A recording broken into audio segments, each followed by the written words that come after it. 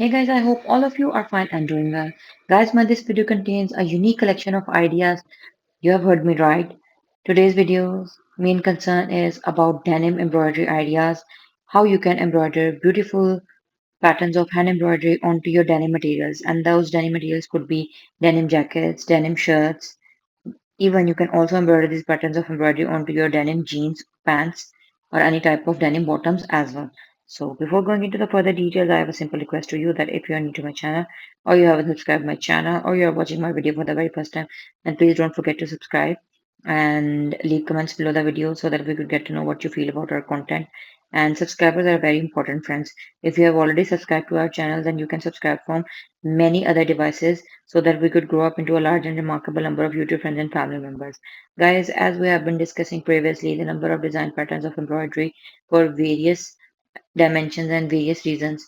But I have seen that number of my YouTube friends and family members were requesting me to show some beautiful and pretty patterns of hand embroidery onto denim fabric. So I have came up with denim jackets embroidery patterns. All of these are very beautiful and pretty, and the creativity and beauty of these patterns is all of them are back neck pattern, back shoulder, and back motif style patterns of the jacket.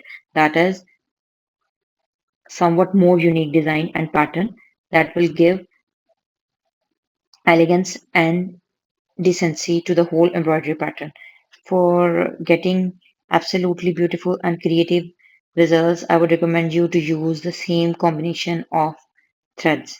And different shades of denim fabrics are being shown onto your screens, ranging from different shades of blue to the maximum possible other shades as well, like gray, grayish blue, white, off-white, beige, even some different shades of olive have also been shown, ranging from darkest shades from gray, black to charcoal have been shown, so that you could get a variety of items and colors, and how different colors of denim fabrics could be used to design and stylize your whole embroidery pattern.